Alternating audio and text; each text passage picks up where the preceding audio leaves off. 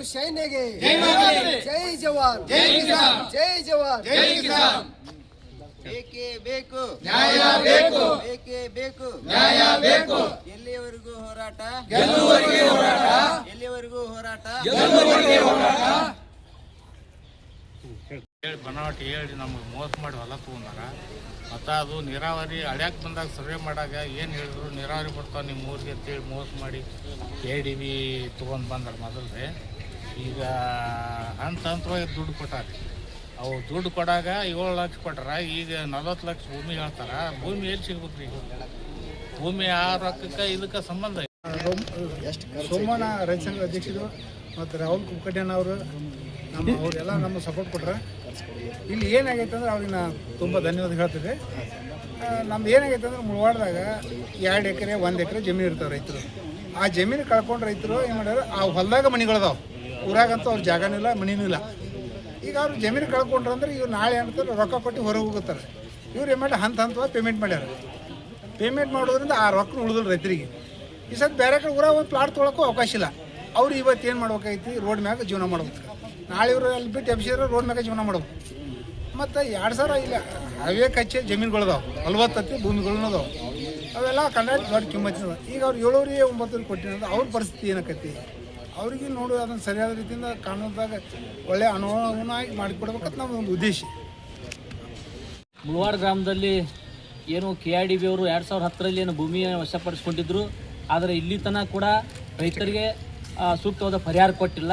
ಹಂತವಾಗಿ ಒಂದು 100 ರೂಪಾಯಿ ಬಾಂಡ್ ಮೇಲೆ ಕೊಟ್ಟಿದ್ದಾರೆ. ಯಾವುದೂ ಜನರಲ್ ಅವಾರ್ಡ್ ಮಾಡಿಲ್ಲ, ಹಾಗೂ ಕನ್ಸರ್ಟ್ ಅವಾರ್ಡ್ ಮಾಡ್ದೇನೆ. ಇವನು 4,318 ಎಕರೆ ತೊಗೊಂಡಿದ್ರು ಪೂರ್ವದಲ್ಲಿ. ಅವಾಗ ಗೆಜೆಟ್ ಪಾಸ್ ಮಾಡಿದ್ರು. ನಂತರ ಏನು ಮಾಡಿದ್ರು ಅಂದ್ರೆ 3,230 ಎಕರೆ 20 ಗುಂಟೆಯನ್ನು ತೊಗೊಂಡ್ರು. ತೊಗೊಂಡು ಏನು ಮಾಡಿದ್ರು, 1200 ಎಕರೆ ಏನು ಬಿಟ್ಟಿರಲ್ಲ, ಅದನ್ನು ಮುಂದುವರ್ಸ್ಕೊಂಡು ಈಗ ನಮ್ಗೆ 2015ರಲ್ಲಿ ಪೇಮೆಂಟ್ ಮಾಡಿದರು. ಈಗಾಗಲೇ ನಮ್ಮ ರೈತರು ಒಂದು ಟೈಮ್ ಸೆಟ್ಲ್ಮೆಂಟ್ ಪೇಮೆಂಟ್ ತೊಗೊಂಡಿದ್ರೆ ಈ ಪರಿಸ್ಥಿತಿ ಬರ್ತಿರಲಿಲ್ಲ.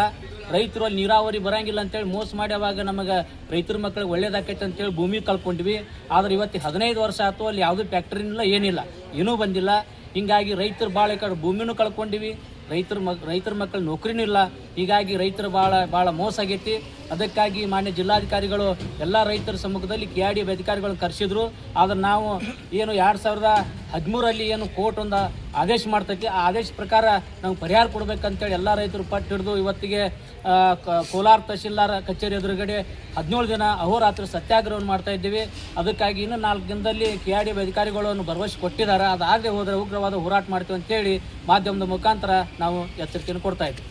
ಮಾಧ್ಯಮದವ್ರ ಮುಖಾಂತರ ಇವತ್ತು ಸರ್ಕಾರಕ್ಕೆ ಮತ್ತು ಜಿಲ್ಲಾಧಿಕಾರಿ ಅವರಿಗೆ ಮತ್ತು KIDB ಅಧಿಕಾರಿಗಳಿಗೆ ಏನು ಇವತ್ತು ಮೀಟಿಂಗ್ ಕರೆದಿದ್ದರು ಜಿಲ್ಲಾಧಿಕಾರಿ ಅವರು, ಇವತ್ತು 17ನೇ ದಿನಕ್ಕೆ ಕಾಲಿಟ್ಟತಿ. ಇವತ್ತು ತಹಸೀಲ್ದಾರ್ ಆಫೀಸ್ ಮುಂದೆ ರೈತರ ಹೋರಾಟ. ಇದಕ್ಕೆ ಜಿಲ್ಲಾಧಿಕಾರಿ ಅವರು ಗಮನಿಸಿ ಸಂಬಂಧಪಟ್ಟ ಅಧಿಕಾರಿ ಕರೆಸಿ ಏನು ಇವತ್ತು ನಮ್ಮ ರೈತರ ಬೇಡಿಕೆ ಏನು ಇವತ್ತು ಪರಿಹಾರ ಕೊಡಬೇಕಾಗೈತಿ ಅದರ ಬಗ್ಗೆ ಚರ್ಚೆ ಆಯ್ತು. ಸುಮಾರು ಒಂದು 2-2.5 ತಾಸು ಗಂಟೆ ಮೀಟಿಂಗ್ ಮಾಡಿ ಚರ್ಚೆ ಮಾಡಿದರು. ಅದರಲ್ಲಿ ನಮ್ಮ ರೈತರು ಬರಬೇಕಾದಂಥ ಪರಿಹಾರ ತುಂಬ ಅನ್ಯಾಯ ಆಗೈತಿ. ಇದರ ಬಗ್ಗೆ ಜಿಲ್ಲಾಧಿಕಾರಿ ಅವರು ಗಮನ ಹರಿಸಿ ಆ ಸಂಬಂಧಪಟ್ಟಂಥ ಅಧಿಕಾರಿಗಳಿಗೆ ತಿಳಿಸಿ ಇವು ಇದ್ದಂಥವು ಏನು ಬೇಡಿಕೆ ಅದಾವೆ ರೈತರು ಇವು ನ್ಯಾಯವಾಗಿದಾವು, ಇವನ್ನ ನೀವು ಬಗೆಹರಿಸ್ಕೊಂಬರುತ್ತೆ. ಸುಮಾರು ಒಂದು 3-4 ದಿವಸ ಟೈಮ್ ಕೊಟ್ರೆ ನಾವು ಕೂಡ ಜಿಲ್ಲಾಧಿಕಾರಿ ಅವರಿಗೆ ಒಂದು ಬೆಲೆ ಕೊಟ್ಟ ಅವ್ರಿಗೆ ಗಡುವನ್ನು ಕೊಟ್ಟೆವು. ಒಂದು ವೇಳೆ ಅವ್ರು ಏನಾದರೂ ಅವನ್ನ ಬಗೆಹರಿಸ್ತಾ ಹೋದ್ರೆ 3-4 ದಿನದಾಗ ಅವರು 3-4 ದಿನ ಹೇಳ್ಯಾರ. ಅದಾದ ತಕ್ಷಣ ನಾವು ಉಗ್ರ ರೂಪಕ್ಕೆ ಇಳಿಬೇಕಾಗತ್ತ ಜಿಲ್ಲಾಧಿಕಾರಿ ಅವ್ರಿಗೆ ಹೇಳಿವು, ಆ KIDB ಅಧಿಕಾರಿಗಳು ಕೂಡ ಹೇಳಿವು. ಇವತ್ತು ನಮ್ಮ ಮಾಧ್ಯಮದವ್ರು ಕೂಡ ಅವತ್ತು ಏನು ನಾವು ಕಾರ್ಯಕ್ರಮ ಅದು ಏನು ಹಮ್ಕೋತೀವಿ ಅನ್ನೋದು ಅದನ್ನು ಸಹಿತ ಮಾಧ್ಯಮದವ್ರ ಮುಖಾಂತರ ತಿಳಿಸಿ ಮಾಧ್ಯಮದವರು ಮತ್ತು ಈ ಕಡೆ ಅಧಿಕಾರಿ ಅವರು ಗಮನದಲ್ಲಿ ಇಟ್ಕೊಂಡ ಹೆದ್ದಾರಿಗೆ ಇಳಿಬೇಕು. ಏನು KIDB ಒಳಗೆ ಏನು ಕೆಲಸ ತನ್ನ ಸಂಪೂರ್ಣ ಬಂದ್ ಮಾಡ್ಬೇಕು ಅನ್ನೋದ ಮತ್ತು ಎಲ್ಲ ಹಿರಿಯರು ಅಲ್ಲೆಲ್ಲ ಗ್ರಾಮಸ್ಥರು ಸುತ್ತಮುತ್ತ ತಾಲೂಕಿನ ಎಲ್ಲ ರೈತರು ಸೇರಿ ಮಾತಾಡಿದ್ರ ಒಂದು ನಿರ್ಧಾರಕ್ಕೆ ಬರ್ಬೇಕಂತೇಳಿ ಒಂದು ತೀರ್ಮಾನ ಮಾಡ್ಯಾವು. ಈಗಾಗಲೇ ನಮ್ಮ ರಾಹುಲ್ ಅನ್ನಾರು ಹೇಳ್ಯಾರ, ಒಂದು ಇದಕ್ಕೆ ಜಲ್ದಿ ಪರಿಹಾರ ಕೊಡಲಿಲ್ಲ ಅಂದ್ರೆ ಸುಮಾರು 15 ವರ್ಷ ಆತಂತ ಹೇಳ್ಯಾರ. ಅದ್ರ ಬಗ್ಗೆ ಏನು ಭಾಳ ಹೇಳೋದ್ರಾಗ ವ್ಯರ್ಥ ಇಲ್ಲ. ಈ ಮೋಸ ಆಗಿದ್ದನ್ನು ಮುಂದೆ ನಮ್ಮ ಜಿಲ್ಲಾದಾಗ ಯಾರು ರೈತರಿಗೆ ಆಗಬಾರ್ದು. ಈ KIDB ಅವ್ರು ಅನ್ನೋದು ಒಂದು ಮೋಸ ಜಾಲ ಇದು. ಹೆಸರೇ KIDB ಇವರು ಹಂಗೆ ಮಾಡ್ಕೊತ ಹೊಂಟ್ರೆ ಮಾಡಲಿ, ಆದ್ರೆ ರೈತರು ನ್ಯಾಯ ಕೊಟ್ಟು ಮುಂದೆ ಮಾಡಲಿ ಅನ್ನೋದು ಒಂದು ನಮ್ದು ರೈತರ ಸಂಕಷ್ಟ ಐತಿ. ಯಾಕಂದ್ರೆ 15 ವರ್ಷದಿಂದ ಪರಿಹಾರ ತೋಲಾರ್ದು ಇಲ್ಲಿ ಮಟ್ಟ ರೈತರು ಒಟ್ಟು ಸಾತ್ ಹೋಗ್ಯಾರ. ನಮ್ಮ ರೈತರು ನಮ್ಮ ಹಿರಿಯರು ಆಸೆ ಇಟ್ಕೊಂಡಿದ್ರು. ಅದಕ್ಕಾಗಿ ಈಗೇನು ಮತ್ತೊಂದು ಹೊಸದು ಹೋಗಿರಲ್ಲ. ತಿಡ್ಗೊಂಡಿಗೆ 1250 ಎಕರೆ ತೊಗೊಳಕ ಅಲ್ಲಿ ಕೂಡ 350 ಮಂದಿ ರೈತರು ಅವರು ಕೂಡ ಇದೇ ರೀತಿ ಕಂಗಾಲಕ್ಕಾರ. ಅದಕ್ಕಾಗಿ ನಾವೇನು ಹೇಳತ್ತೀವಿ ಇವತ್ತು ಜಿಲ್ಲಾ ಆಡಳಿತಕ್ಕೆ ಏನು ಗಮನಕ್ಕೆ ತಂದೆವು, 15 ವರ್ಷದಿಂದ ಇಲ್ಲೇ ಇದ್ದಂಥ KRB ಸುಧಾರಣೆ ಮಾಡೋಕ್ಕಾಗಿಲ್ಲ.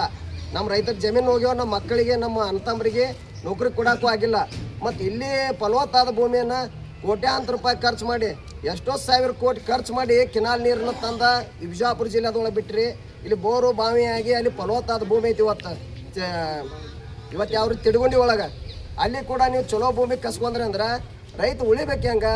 ಇಲ್ಲಂತೂ ಸಂಪೂರ್ಣವಾಗಿ ಸುಮಾರು 1600-1700 ಜನ ಕುಟುಂಬಗಳು ರೈತ ಕುಟುಂಬಗಳು ಬೀದಿಗೆ ಬಿದ್ದು ಮತ್ತು ಇಲ್ಲಿ ಅಂಥ ಪರಿಸ್ಥಿತಿ ಆಗಬಾರ್ದು. ಇವ್ರಿಗೆ ಮೊದಲು ನ್ಯಾಯ ಕೊಡ್ರಿ ಅನ್ನೋದೊಂದು ನಮ್ದು ಆಗ್ರಹ ಐತಿ. ನಮಸ್ಕಾರ.